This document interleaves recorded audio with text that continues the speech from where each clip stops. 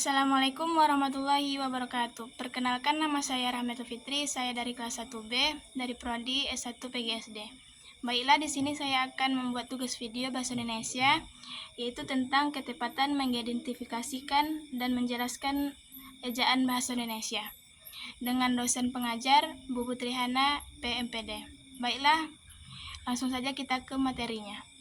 Yang pertama yaitu pengertian ejaan. Ejaan adalah kaidah-kaidah cara menggambarkan bunyi-bunyi dalam bentuk huruf serta menggunakan tanda baca dalam tataran wacana.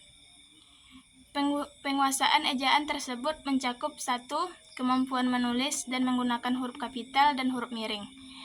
Kedua, kemampuan menulis dan menggunakan tanda baca. Ketiga, kemampuan menulis dan menggunakan kata dasar. Keempat, kemampuan menulis dan menggunakan kata serapan. Penulisan huruf dalam bahasa Indonesia yaitu pertama, huruf kapital. Dalam pedoman umum, terdapat beberapa kaidah penulisan huruf kapital, yaitu huruf kapital dipakai sebagai huruf pertama pada awal kalimat.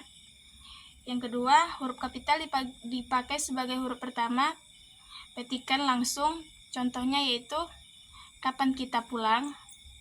Yang ketiga yaitu huruf kapital dipakai sebagai huruf pertama dalam menulis ungkapan yang berhubungan dengan hal keagamaan, kitab suci, nama Tuhan, dan lain-lain. Selanjutnya yaitu huruf kapital dipakai sebagai huruf pertama gelar kehormatan. Selanjutnya yaitu huruf kapital dipakai sebagai huruf pertama nama jabatan. Penulisan huruf dalam bahasa Indonesia ada dua, yaitu huruf kapital, huruf miring.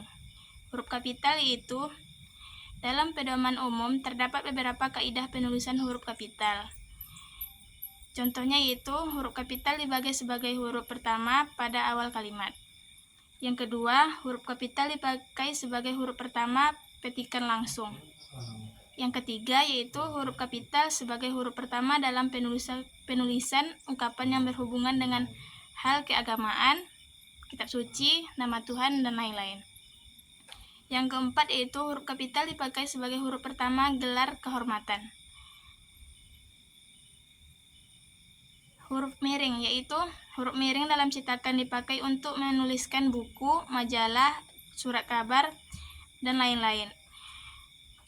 Yang kedua yaitu huruf miring dalam cetakan dipakai untuk menuliskan kata nama ilmiah atau ungkapan sering digunakan.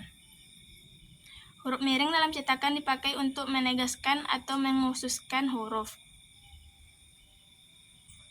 Materi selanjutnya yaitu pengertian singkatan dan akronim. Singkatan adalah bentuk yang dipendekkan yang terdiri atas satu huruf atau lebih, atau bisa juga diartikan kata yang diambil dari huruf pertama dari kata yang disingkat. Yang pertama, singkatan nama orang, nama gelar, sapaan, jabatan, atau pangkat. Kedua, singkatan nama resmi, lembaga pemerintah, dan ketatanegaraan. Yang ketiga yaitu singkatan umum yang terdiri atas 3 huruf atau lebih yang diikuti satu tanda titik, misalnya, dan lain-lain, dan sebagai berikut. Keempat yaitu lembaga kimia, singkatan satuan ukuran, takaran, timbangan, dan lain-lain. Sedangkan akronim adalah singkatan yang berupa gabungan huruf awal, gabungan suku kata, ataupun gabungan huruf dan suku kata dan deret kata yang diperlukan sebagai kata. Akronim nama diri yang berupa gabungan huruf awal dan deret kata ditulis seluruhnya dengan huruf kapital. Akronim nama diri yang berupa gabungan suku kata dan gabungan huruf dan suku kata dari deret kata ditulis dengan huruf awal huruf kapital. Misalnya AKABRI, Akademi Angkatan Bersenjata Republik Indonesia. Yang ketiga yaitu akronim yang bukan nama diri yang berupa gabungan huruf, suku kata, ataupun gabungan huruf. Penulisan angka bilangan. Penulisan angka bilangan ini menimbulkan keraguan pada penulis. Meski kerap menemukan angka, penulis masih kerap salah dalam penulisannya. Terdapat beberapa macam-macam penulisan tergantung dengan konteks kalimat dan makna yang melekat pada angka atau bilangan dalam kalimat. Berikut ini adalah berupa teknik penulisan angka dalam bahasa Indonesia. Yang pertama yaitu penulisan angka atau bilangan pada awal kalimat harus ditulis dalam bentuk kata. Yang kedua yaitu bilangan dapat dinyatakan dalam kata kecuali menunjukkan deret jumlah tertentu. Perhatikan contoh berikut ini. Yang pertama yaitu saya membeli 2 buah buku.